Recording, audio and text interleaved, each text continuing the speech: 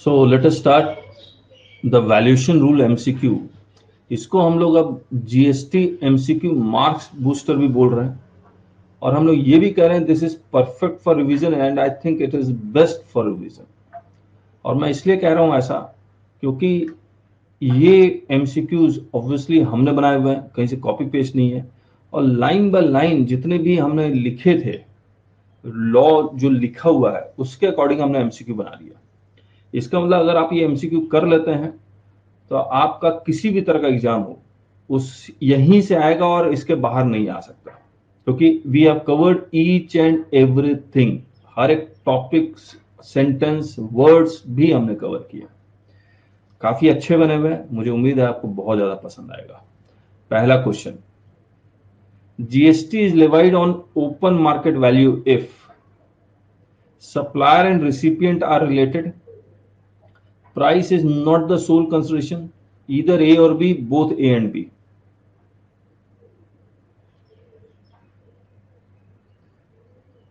ये होगा सी होगा,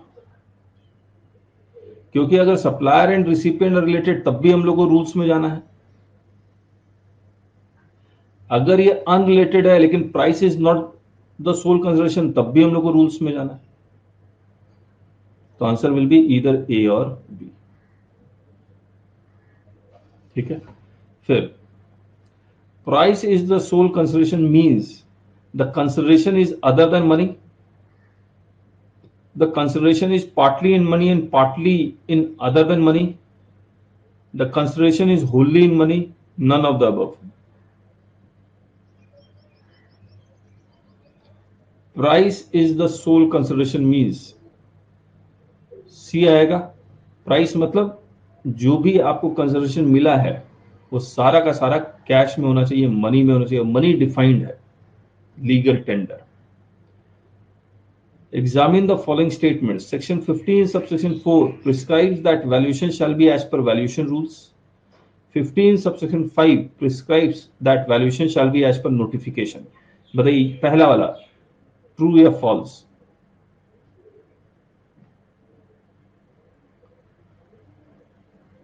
ट्रू। दूसरा वाला 15 सबसेक्शन 5 ये भी ट्रू है, और दो नोटिफिकेशन ये निकाले हैं, एक लैंड का 1/3 माइनस करना है और दूसरा ओशियन फ्रेट का 10% ऑफ सीआईएफ लेना है। करेक्ट है? तो both true, C is the answer.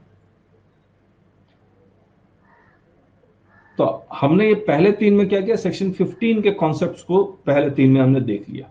अब हम लोग रूल्स में आ रहे हैं। Match the following. 27 बताइए कब अप्लाई करते हैं?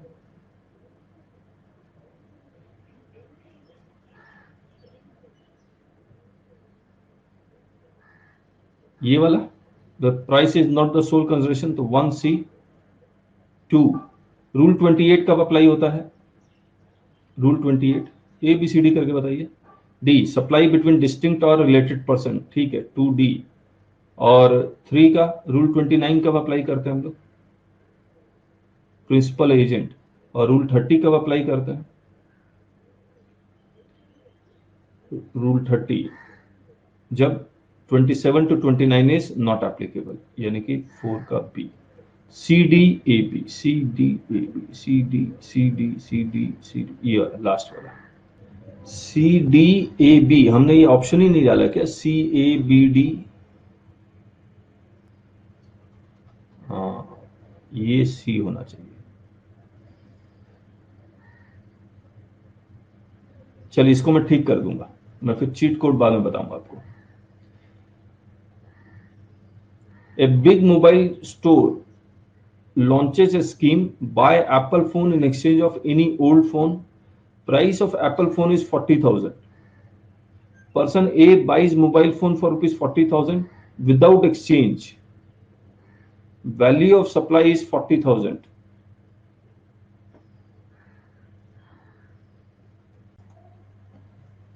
चलिए तो question 5, a big mobile phone store launches a scheme, buy Apple phone in exchange of any old phone.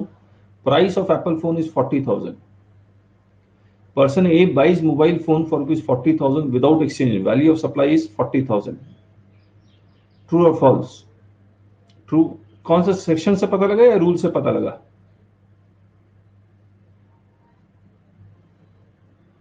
Section से पता लगा। क्यों? क्योंकि person buys mobile phone for rupees 40,000 without exchange, यानी कि price is the sole consideration, पूरा आपको पूरा पैसा पैसे में दिया है, तो सेक्शन 15 से 15(1). Person B exchange his old mobile phone. Money equivalent of mobile phone determined by the store is 5,000. Person B paid balance 35,000. Value of supply is 40,000. True or false?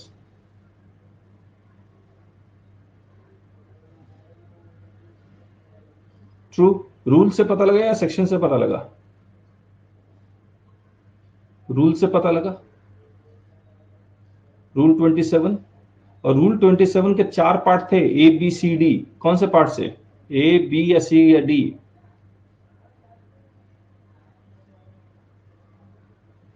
ए से।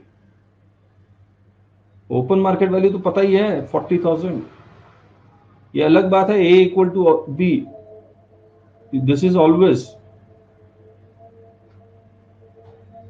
चलिए, ये अच्छा क्वेश्चन बन गया। A painter paints a new picture on canvas which he exchanges with a music composer with his new composition.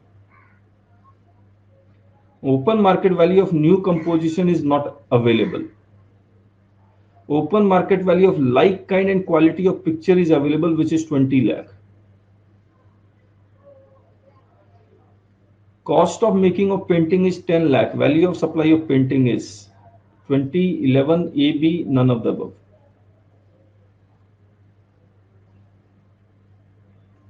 $20 lakh होगा। Rule बताइए।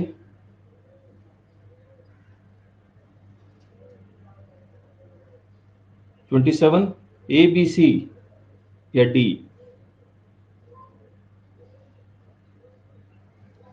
अब देखिए, पेंटिंग का ओपन मार्केट वैल्यू, जो भी एक पेंटर है कोई भी नया पेंटिंग बनाता है तो ऑब्वियसली उसका ओपन मार्केट वैल्यू तो उसी पेंटिंग का मिलना बड़ा मुश्किल है। बी, अब इसने एक्सचेंज किया है एक म्यूजिक कंपोजर के नए कंपोजिशंस के साथ, इसका भी वैल्यू निकालना बहुत मुश्किल है। सी, लेकिन इस पेंटर ने कोई भी और पेंटिंग बनाई होगी पास्ट में, बिका होगा, उसके बेसिस पे लाइक काइंड एंड क्वालिटी के बेसिस पे 20 लाख दिया हुआ है, तो इसीलिए 20 लाख कर दिया। अब आइए, A painter paints a new picture on canvas which he exchanges with a music composer with his new composition. Open market value of neither picture nor composition is available. Value of supply of painting is 110% of cost of making of painting shall be value of supply. Reasonable basis shall be the value of supply. Either A, B, first A, and if not applicable, then B.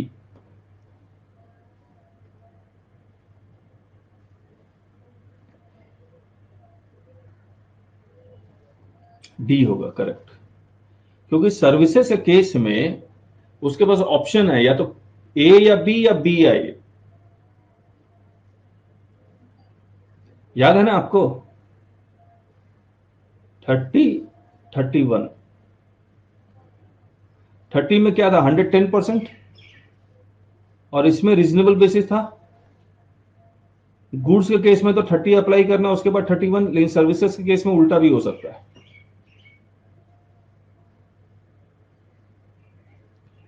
8, HP exchanges a new touchscreen laptop made specially for musician with a music composer with his new composition. Open market value of neither picture nor composition is available. ये neither laptop होगा nor composition is available. Value of supply of laptop is 110% reasonable basis, either A, B, first A, and if not applicable then B.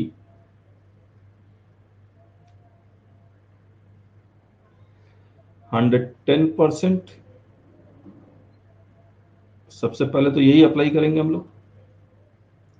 ये applicable नहीं होता तब हम लोग reasonable basis में जाएंगे, है ना? तो आंसर बताइए। सी नहीं होना चाहिए, इधर ए और बी। सी आंसर होना चाहिए, क्योंकि ये भी तो लग सकता है, ये नहीं होगा। First A, if not applicable then B, यही होना चाहिए। D D D D D, sorry sorry. और हमने ऊपर में गलती कर दी, ऊपर में क्योंकि सर्विसेज था इधर ए और बी, जो भी चॉइस है उसके पास। सही बात है या नहीं है?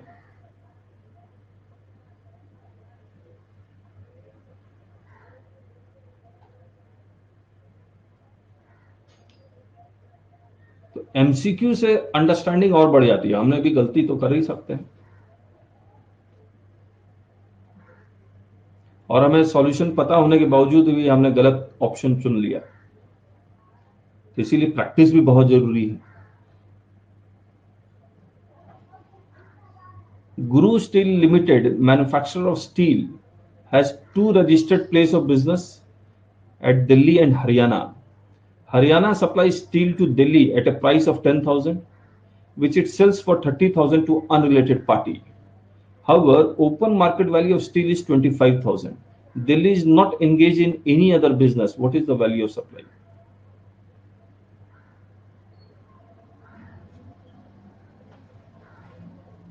बताइए।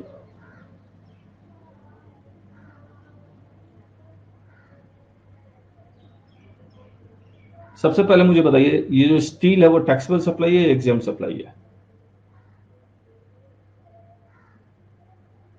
टैक्सेबल सप्लाई है। दिल्ली और हरियाणा सेम पर्सन का है, गुरु स्टील लिमिटेड का, तो डिस्टिंक्ट पर्सन है या नहीं है?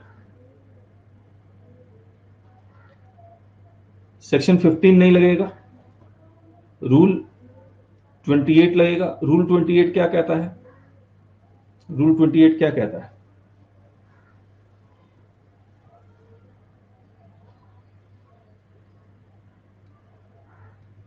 ओपन मार्केट वैल्यू, एजेंट वाला तो रूल 29 है, एजेंट वाला रूल 29 है। ओपन मार्केट वैल्यू कहता है, जाने के लिए मैं आपको दिखलाता हूं।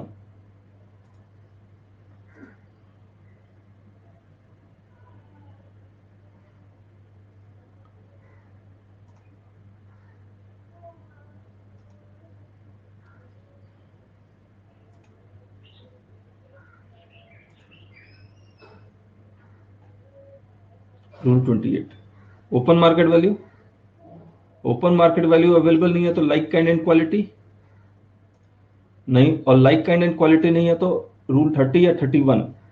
उसके बाद जो गुड्स भेज रहे हैं वही बेच रहा है एज इट इज, तो उसके पास ऑप्शन है, तो रीसेल प्राइस का 90% ले ले। और एक हमने बता दिया कि अगर सामने वाली पार्टी को पूरा आईटीसी, फुल आईटीसी अवेलेबल है तो जो इनवॉइस में लिखा हुआ वही मानेंगे। सही बात है या नहीं है? अब इसमें देखिए कई सारी चीजें हमने डाल दी है। क्या क्या डाला कि वो इनवॉइस कर रहा है 10,000 रुपए पे,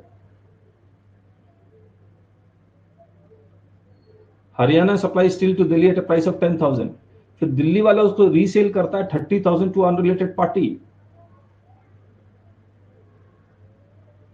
ओपन मार्केट वैल्यू दिया हुआ 25,000, तो अब अगर मैं रूल 28 लगाऊं तो ओपन मार्केट वैल्यू 25,000 है या नहीं है? लेकिन लेकिन अब इसके पास एक ऑप्शन है। क्या ऑप्शन है? या तो वो 90% इसका ले ले 30,000 का, यानी कि 27,000। लेकिन उसके पास और एक बेनिफिट दिया गया कि अगर सामने वाली पार्टी को फुल एलिजिबल आईटीसी है तो वो जो इनवॉइस किया वही मान लेंगे। अब मुझे एक बात बताइए, ये हमने कह दिया टैक्सेबल सप्लाई है, इसमें हमने ये भी लिखा Delhi is not engage in any other business, यानी कि कोई और एग्जाम सप्लाई के बिजनेस में नहीं है। It means that he is eligible for full ITC, तो जो इनवॉइस वैल्यू लिखा है वही मान लेंगे, तो 10,000 विल बी द आंसर।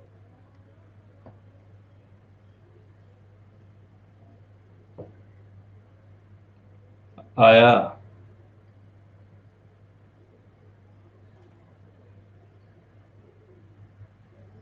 आप देखिए, Guru Steel Limited manufacturer of steel has to registered place of business Delhi and Haryana, सब कुछ सेम है। हरियाणा ने इनवॉइस किया 10,000 में, वो रीसेल कर रहा है 30,000 में, ओपन मार्केट वैल्यू दिया हुआ है। फिर ये लिखता है Delhi is also engage in supply of books, what is the value of supply. यानी कि वो स्टील का सप्लाई भी कर रहा है और बुक्स का भी सप्लाई कर रहा है। It means that Delhi is engage in both taxable and exempt supply, correct. अगर बोथ एलिजिबल है तो ये फुल आईटीसी के लिए एलिजिबल नहीं हुआ, तो इनवॉइस वैल्यू को हम लोग को रिजेक्ट करना पड़ेगा। अब बताइए क्या होगा। Open market value, open market value कितना दिया हुआ, 25,000। या फिर उसके पास चॉइस है, क्या चॉइस है, 30,000 का 90% ले ले।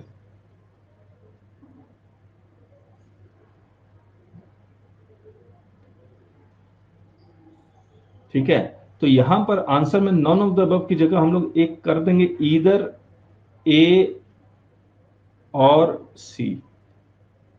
सी, D will be the answer.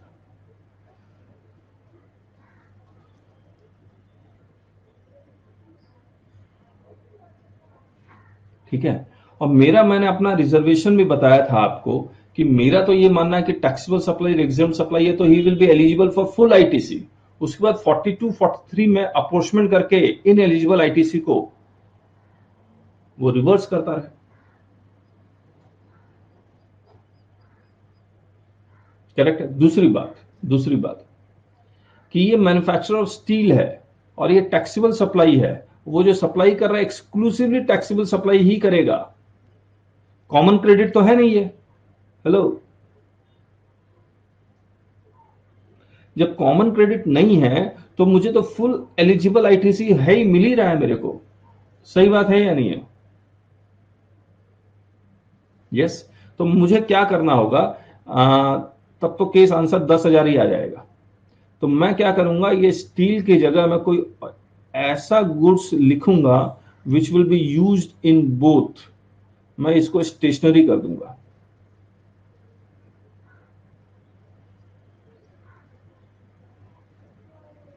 तो जब क्वेश्चन बना रहा था तब ये दिमाग में नहीं आया, डिस्कस करते वक्त, तो मैं इसको स्टेशनरी कर देता हूं ताकि ये कॉमन क्रेडिट हो जाए, और कॉमन क्रेडिट हो जाए तो वो फुल आईटीसी का कॉन्सेप्ट से वो बाहर आ जाएगा। तब आंसर इधर ए और सी हो जाएगा। सही बात है।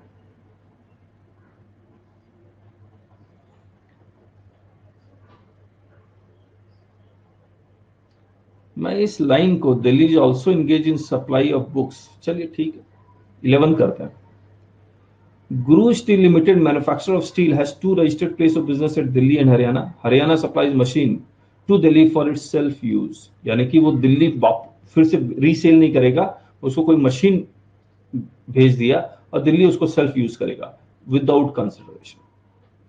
Haryana imports this machine for ₹10 lakh 2 years back, और हरियाणा ने इस मशीन को 2 साल पहले इंपोर्ट किया था और दिल्ली को उसके बाद भेज दिया विदाउट कंसिडरेशन।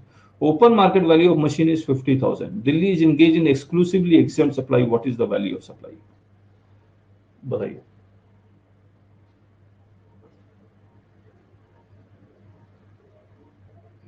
बहुत अच्छे क्वेश्चंस हैं ये।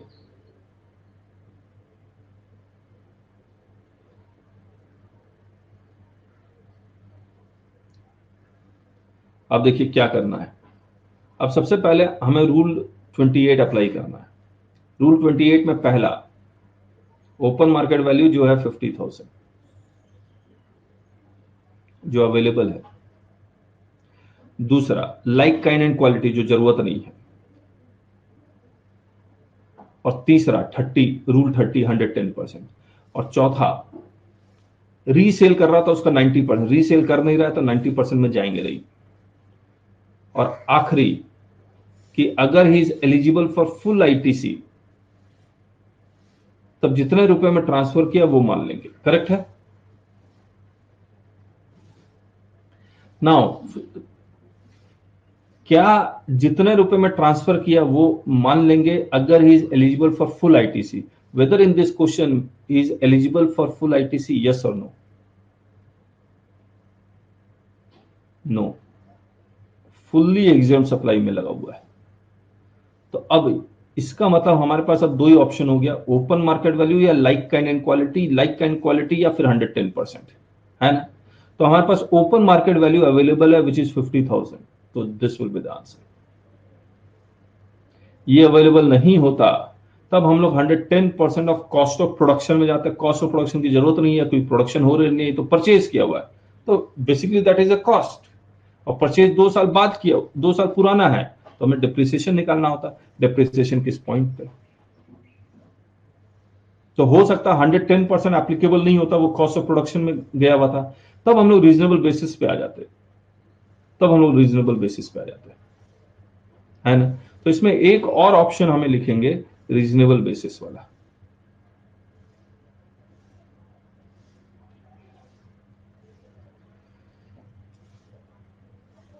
चलिए, Sikkim government sells lottery to its distributor for ₹8। Face value of lottery ticket is 10। Distributor sells the lottery ticket to consumer for ₹9.50. Determine the value of supply in the hands of distributor. क्या होगा?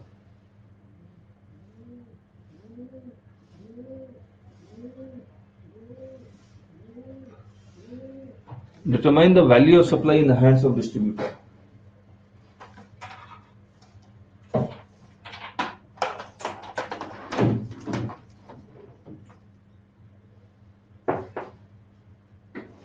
Face value तो नहीं है, face value का तो हमें reverse calculation करना होगा, बैक कैलकुलेशन उसके बाद आएगा, है ना। और 28% के बेसिस पर करेंगे। अब तो अमेंडमेंट है, अमेंडमेंट के पहले 12% था, क्योंकि गवर्नमेंट से डायरेक्ट डिस्ट्रीब्यूटर को दिया जा रहा है। कितना आएगा, ये कितना आएगा, तो ₹10 डिवाइडेड बाय 128। तो हमने दोनों ऑप्शन के लिए कर लिए हैं, 10 डिवाइडेड बाय 128, ये आएगा 7.81। B will be the answer. यही अगर बेटिंग होता, गैम्बलिंग होता, तब ₹10 आता।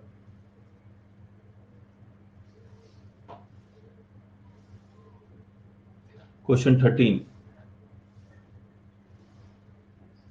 Lottery is goods and is subject to reverse charge if purchased from government. True or false? Sale of lottery ticket by distributor to consumer is exempt. True or false?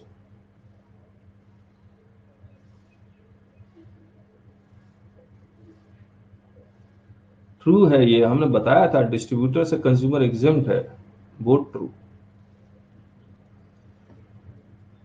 जब हमने ₹10 पे back calculation करके tax ले लिया, फिर दोबारा कौन सा टैक्स लगेगा? Examine the following statement. Face value यहां लिखना पड़ेगा, face value of lottery ticket is inclusive of GST. True और false? Face value of betting, horse race and gambling is inclusive of GST. True और false? False. True false answer. पूरा valuation rule revise हो जाएगा, और अगर अच्छी तरह से नहीं आता तो ये क्वेश्चन सॉल्व नहीं होगा। Value of supply in case of foreign exchange where one of the currency involved is Indian currency shall be, activity हटाना होगा, as per RBI reference rate, as per gross amount of currency exchanged, either A or B depending upon which option exercised by taxpayer before the start of the financial year, none of the above।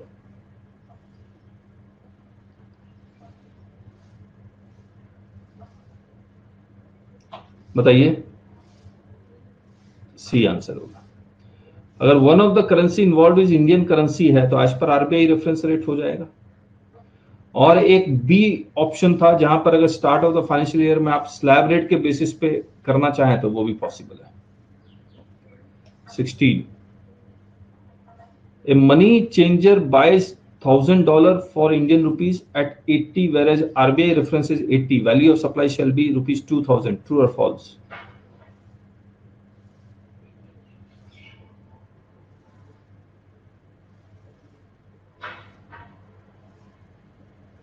True है, आज मैं सस्ता खरीदूंगा, फिर RBI को मैं 82 rupees में बेच दूंगा, तो मैं 2 रुपए की कमाई हो गई या नहीं हो गई? नोशनल कमाई, नोशनल कमाई एक्चुअली में होता नहीं है, वो खरीदता बेचता रहता है।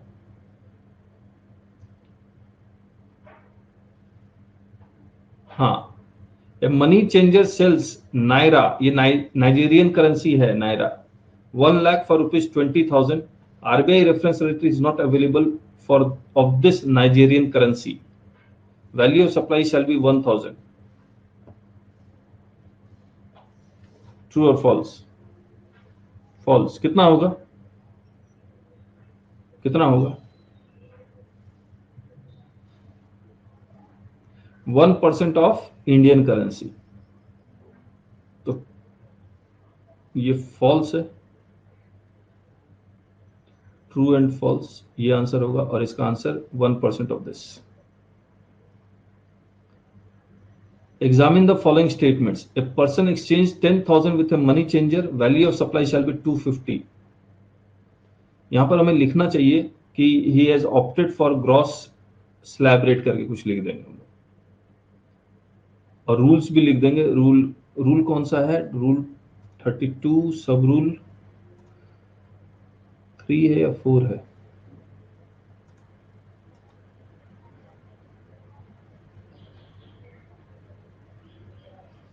2 है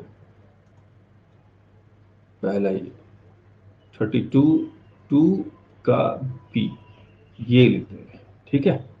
Now, a person exchange rupees 10,000 with a money changer. Value of supply shall be 250. True or false? True. क्योंकि minimum 250 तो है ही पहले स्लैब रेट में।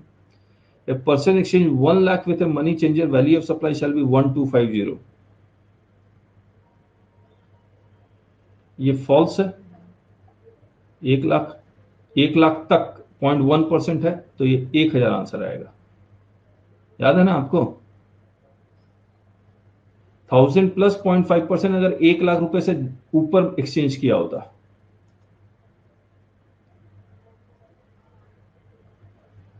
तो 1% 250 अप टू 1 लाख।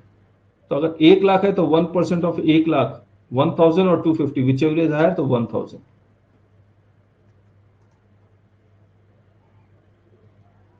तो true false is the answer.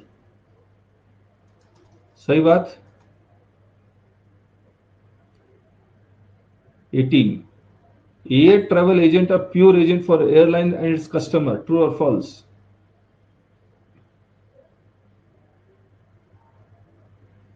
True. Airlines are pure agent for airport operator and shall recover passenger service fee and user development fee which is inclusive of GST. True. आज airport operator कहता है passenger service fee 200 रुपया, this is inclusive of GST. User development fee 300 रुपया, this is inclusive of GST. This is true, both true, circular है। A passenger books air tickets from Indigo airline from Mumbai to Delhi route. Base fare 3,000, fuel surcharge 1,000, PSF 200, UDF 100. Air travel agent earns 100 as commission for booking of each ticket. बताइए। Value of supply is either 100 or 150 as per the option exercised by air travel agent. True or false? True है। अगर वो section 15 में जाता है तो actual जितना commission earn कर रहा है, और अगर रूल 32 में जाता है तो फिर 5% ऑफ बेस फेयर, और बेस फेयर है 3,000, तो 150, जो भी ऑप्शन है such. IndiGo airline shall levy GST on ₹4,000। True और फॉल्स? ट्रू। वो पैसेंजर सर्विस फी और यूडीएफ पे जीएसटी नहीं लगाएगा, नहीं लगाया, क्योंकि ये इंक्लूसिव है। इस पे जीएसटी एयरपोर्ट ऑपरेटर देगा।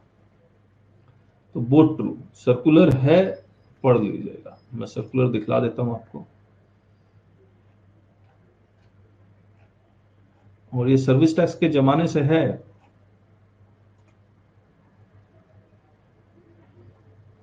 ये रहा सर्कुलर। हमने तो पढ़ ही लिया, लेकिन जो बाकी देख रहे हैं उनके लिए भी। Only risk premium is subjected to GST. True or false? True. Where only one time gross premium is charged, then value of supply is 10% of gross premium, otherwise 25% for first year and 12.5% from subsequent year. True. अगर one time gross premium दे रहा है तब 10%, क्योंकि वो risk premium और investment premium को अलग नहीं किया, तो 10% ऑफ ग्रॉस प्रीमियम मान लेंगे वैल्यू ऑफ सप्लाई, क्योंकि सिर्फ रिस्क प्रीमियम टैक्सेबल है। लेकिन आपको हर साल देना पड़ता है तो 25%, 12.5%, तो बोथ ट्रू।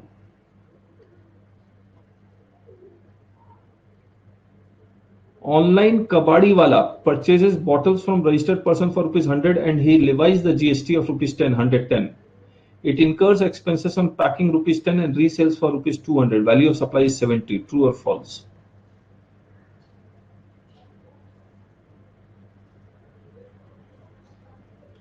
False होगा ना। 110 plus 10, 120 minus 200, 80 आएगा।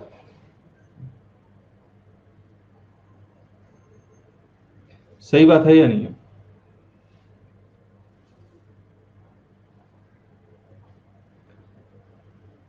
ऑन पैकिंग एटसेट्रा ये भी कॉस्ट का हिस्सा माना जाएगा या नहीं माना जाएगा? यही तो सवाल है। मुझे तो लगता है माना जाएगा।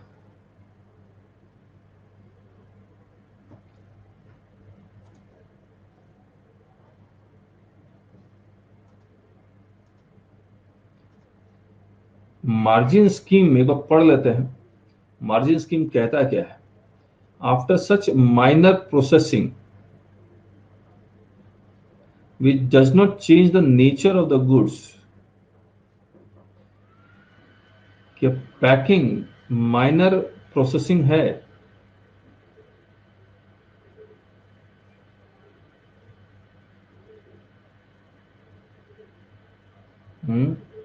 लग नहीं रहा मेरे को, मैंने बना तो दिया।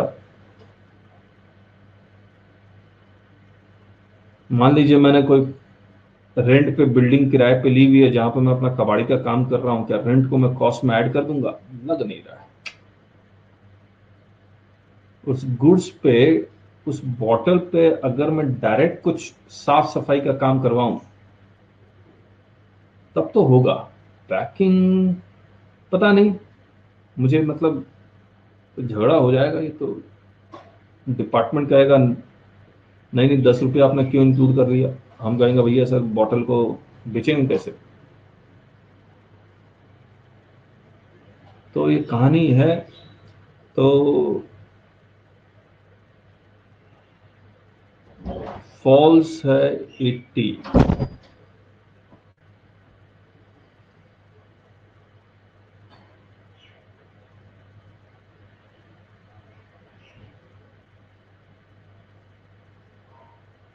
चलिए ठीक है, मैं एमसीक्यू बनाने के लिए मैं पैकिंग वर्ड हटा देता हूँ, पैकिंग वर्ड हटा देता हूँ और साफ सफाई वाला कुछ क्लीनिंग ऑफ बोतल डाल देता हूँ, ताकि कम से कम एमसीक्यू में ये सब दिमाग नहीं लगाया जाए। क्या कहते हैं आप लोग?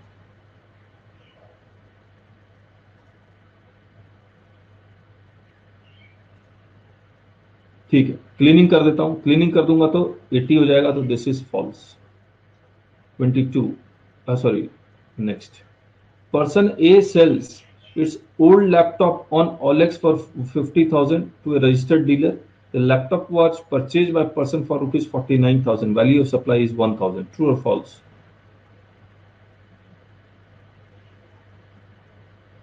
जल्दी बोलिए। फॉल्स होगा, false, both false.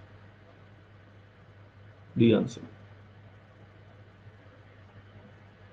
Bank repossessed a motor car from X limited, registered है फॉर, अच्छा रजिस्टर्ड पर्सन से बैंक रीपोसेस करता है तो क्या मार्जिन मनी का कॉन्सेप्ट लगेगा या नहीं लगेगा?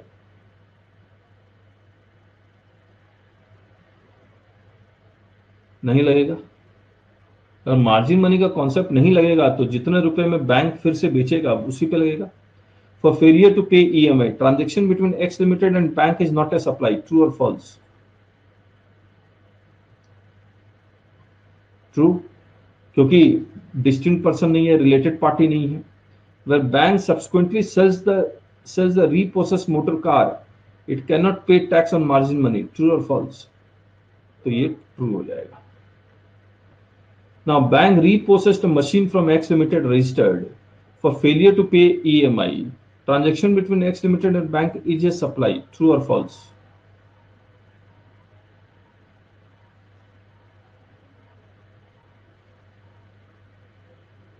जल्दी बोलिए. ये इज ए सप्लाई ट्रू. अब क्यों ट्रू हो गया, क्यों सप्लाई मान लिया? बिकॉज शेड्यूल 1 में परमानेंट ट्रांसफर और या disposal of assets where ITC has been taken. यहां मोटर कार था तो आईटीसी लिया नहीं था. Where bank subsequently sells the repossessed machine, it shall pay tax as per section 15. Bank is not eligible to claim ITC. बताइए true और false.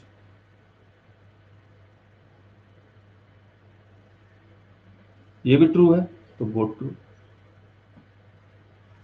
23. Bank repossessed a motor car from X Limited unregistered for failure to pay EMI. Cost of the motor car for bank is purchase price by X Limited inclusive of GST less 5% per quarter or part of the quarter. Period shall start from the date of purchase by X Limited and shall end on the date of resale by the bank. True or false? True. तो X Limited ने अगर 5 lakh plus 50,000 GST दे के गाड़ी खरीदी है तो इसके लिए कॉस्ट 5,50,000 है परचेज प्राइस, इसीलिए हमने इंक्लूसिव ऑफ जीएसटी लिखा. A person who has opted for margin money valuation under Rule 32(5) can opt for composition scheme. True or false? True. Both true. और इसका हमने एडवांटेज बताया था आपको. कितने हैं? 10 हो गए. Where voucher is issued for identifiable goods, value of voucher shall be price paid or payable as per section 15. True or false? Where voucher is issued for unidentifiable goods, value of voucher shall be equal to the money value of the goods or services or both redeemable against such voucher. True. So both true.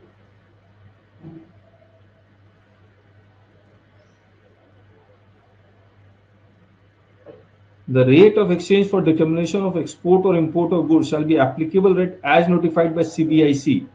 The rate as on relevant date shall be taken under section 15 or 16 of the Customs Act 1962. True or false? True. The rate of exchange for determination of export or import of service shall be gap. The rate as on relevant date shall be taken, ये 12 नहीं आएगा, under section 13 of CGST Act. True. Both true. Cost petroleum is not a supply. True or false? Profit petroleum is taxable supply. False. ये exempt supply है. True, false. चलिए हो गया. Thank you so much. कल मिलते हैं.